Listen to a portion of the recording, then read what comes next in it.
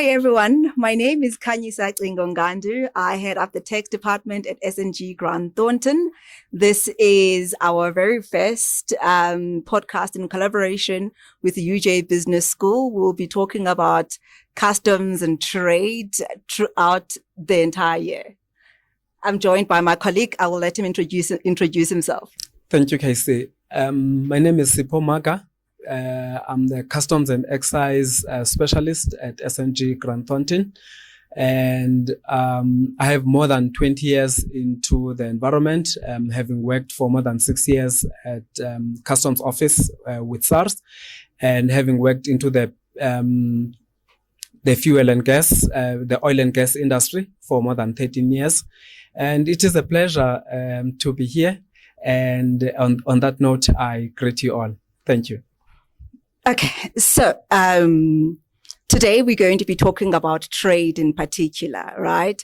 I think every time when we talk about taxes in general, we always focus on your income tax and on VAT and taxes that we pay. We don't talk as much about customs, and I think customs is so important because beyond the tax itself, there is the implications on the country's ability to import and export goods. So there's been a lot of conversations around specific trade agreements in South Africa, one in particular, AGOA, the other, the Free Continental Trade Area Agreement. So maybe to just start off in broader terms, explain why are trade agreements important? Why are they so topical right now? Thank you, Casey, and my pleasure. And again, thanks to audience. I think I like the fact that we say the trade in general. Remember, we've got a global trading organization, the World Trade Organization, where the World Customs Organization comes in. And the aim was to align all the movements between countries and regions. So as there is no disparity between the import and export, that means the treatment, both on a product level and non-trade barriers.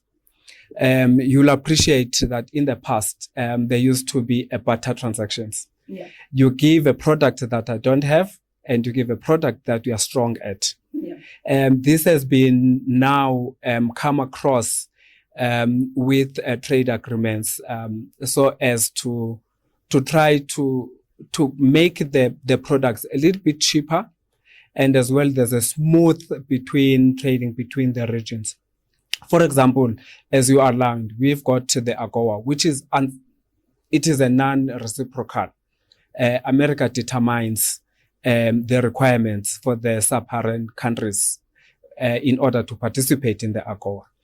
And you've got the SACO EU trade agreement, which tries to empower the countries within the SACO region in order to have the goods either partially rebated, that means not have the full customs duties, or have a free customs duty rate.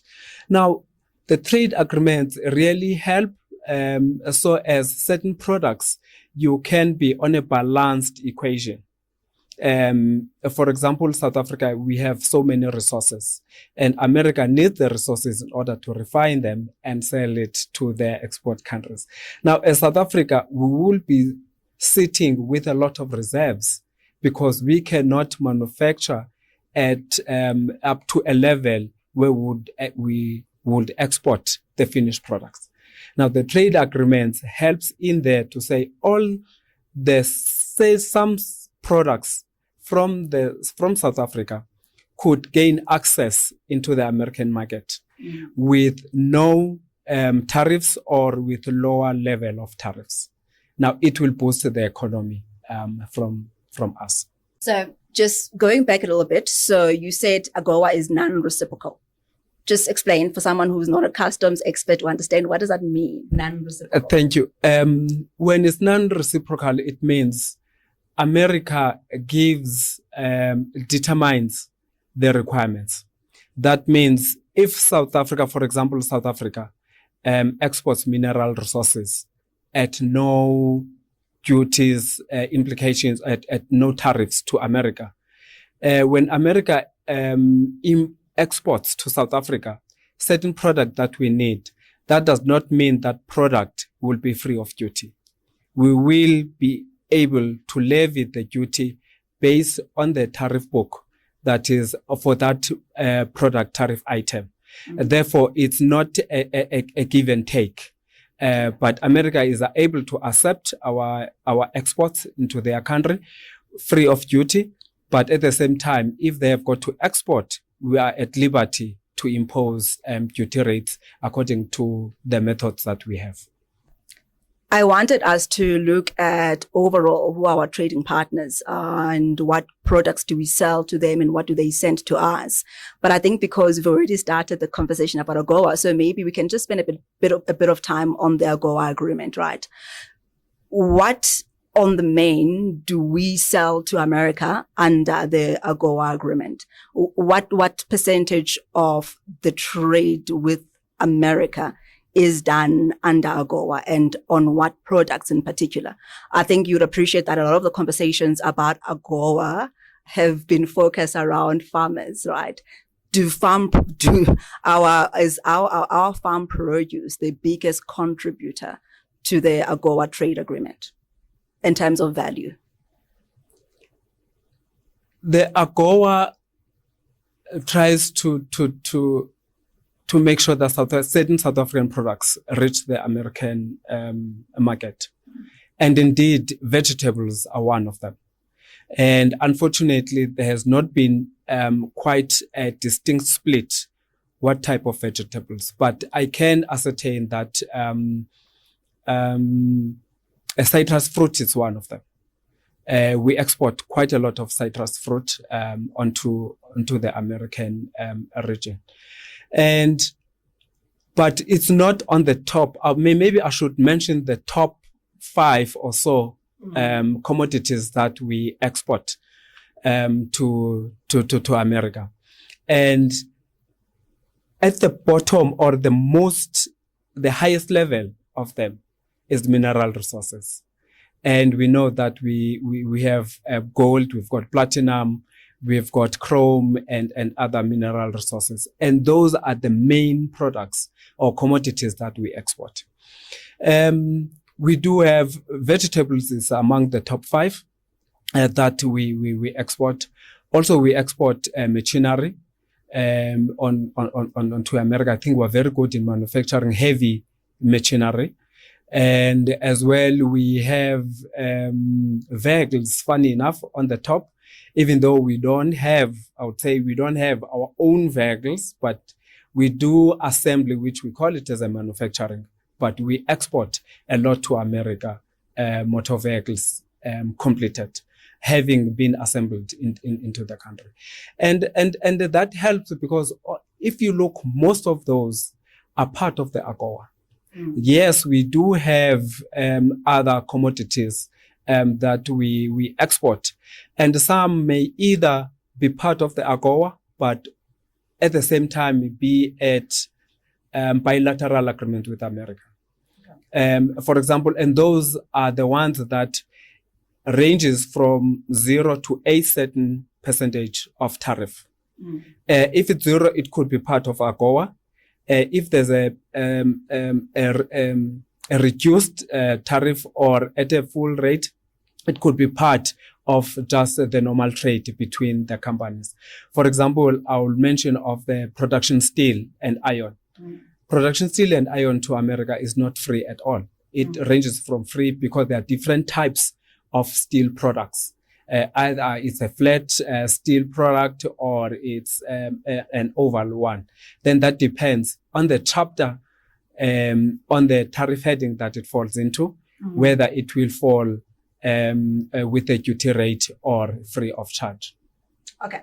So from the recent developments in America, there's been a number of executive orders that have been, can say, issued by the American president that are targeting trade, not only with, with their traditional trading partners, with Canada, with Europe, with Mexico. One of those has been vehicles, right?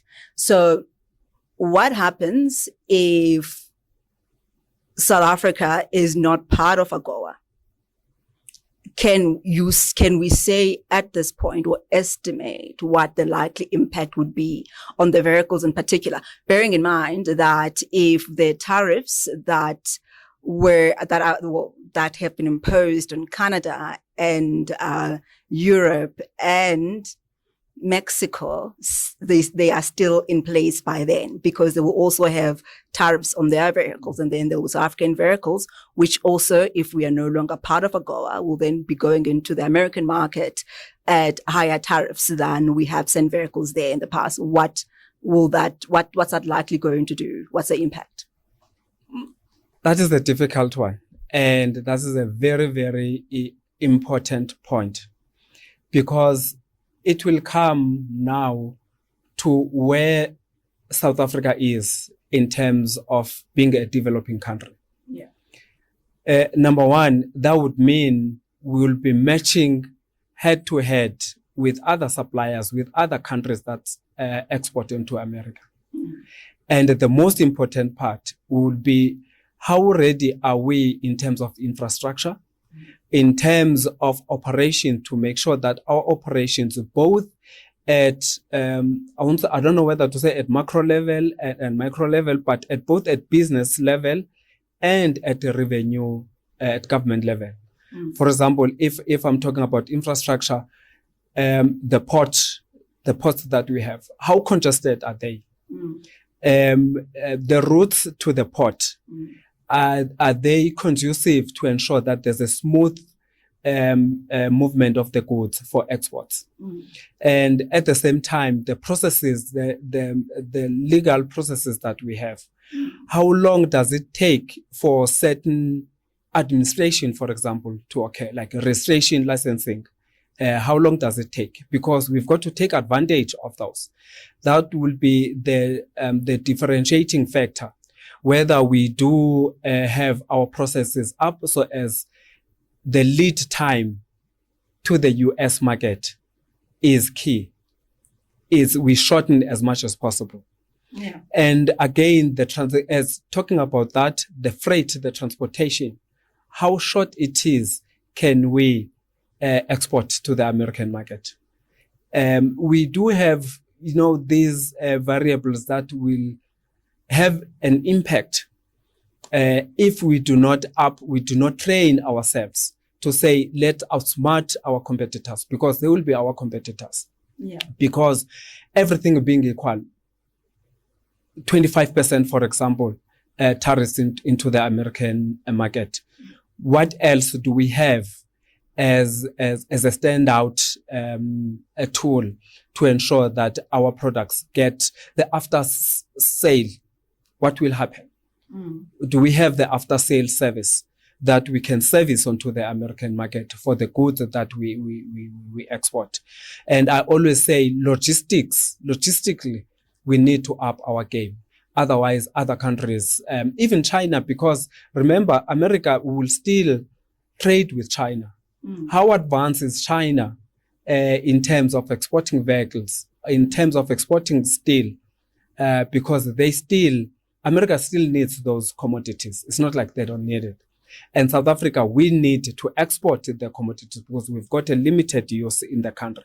Mm. Now, it's up to us. How do we, on non-trading or non-barrier terms, how do we ensure that the services that we offer accompanying our products are at a level that we can compete with the rest of the world? I think that is the key question. All right.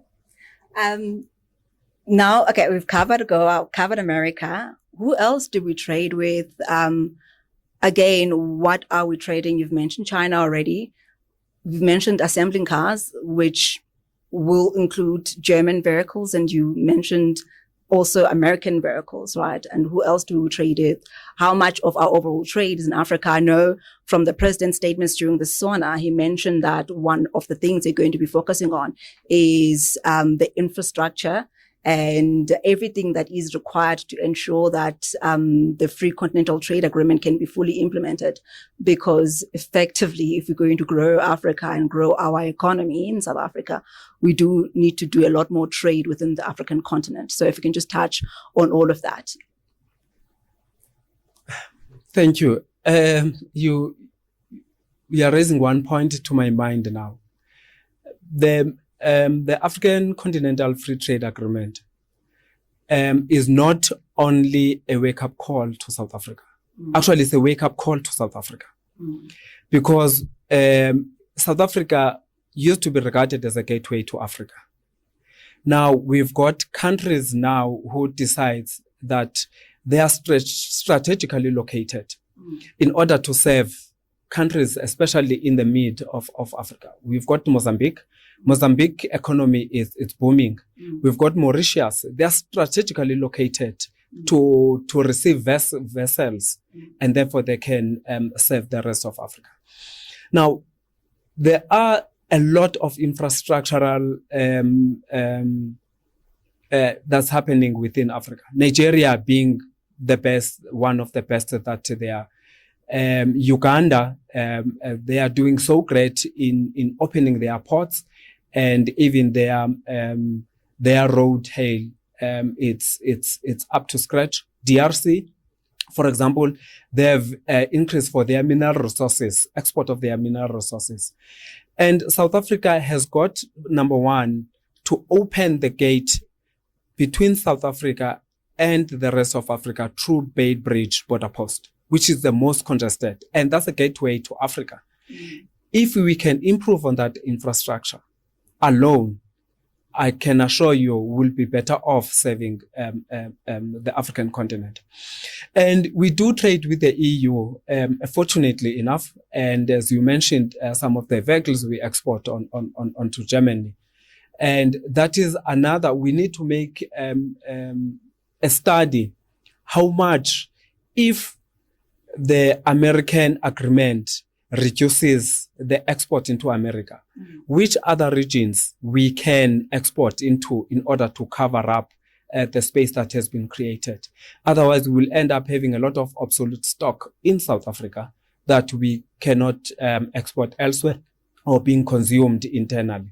Now, those are one of the areas I believe we've got to look. India is coming okay in terms of receiving products or commodities from South Africa. And we've got to use the BRICS nation. Now we've got about 10 members within the BRICS nation. Now we need to check in each and every member state what are the challenges that we have in order to pave a way and try to eliminate those challenges that we have.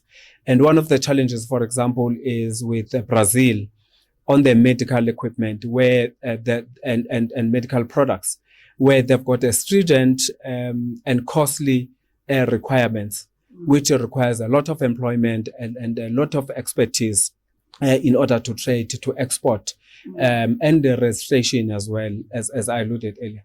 Now, there's a lot that we can not to replace, but try to see how can we fit in so as we export more if we reduce the exports into America. Finance Minister is again next week expected to deliver his budget speech. I know generally trade and customs isn't covered in greater detail, but what would you expect in terms of the allocation of resources to address some of the challenges that you said we need to resolve if we are going to be able to increase our ability to export to other different destinations? I think the first one is to try and have a better trading agreement with already what we have with our neighboring countries, Namibia, Eswatini, Botswana. And we need to make sure that our processes make it easy for South Africa, even small, medium enterprises, to export to the neighboring countries. As you know, I always say, logistic part of the value chain is the most expensive one. It can be more expensive than the product, the commodity itself that you're exporting. Now, we need to make it easier for the smaller players to export or to move product even within. And we need to look onto that so as we don't find only the bigger companies to rely on bigger companies to export local. They've got a bigger market to look at. Let's bring in the smaller entities to fill in the gap within. Therefore, customs office play a major role in the value chain, plays a major role. In actual fact, I would say even on the inflation, because of the transportation cost, which can be more expensive. And I think we need to ensure that the SARS process from registration, it's easier to, if I want to get, for example, a custom trade statistics for an entity, I should not take more than a day. If currently I'm sitting with a request just for a custom trade statistics for 3 days, 4 days, then there is a problem. You can imagine that is an admin problem. We are not going onto the operational problem itself. Then we've got to eliminate with an intent. That's what is required. We must have that intent to boost the economy. If we're boosting a regional economy, the South African economy will be boosted accordingly. Great. Thank you, Sipho. Thank you. And thank you.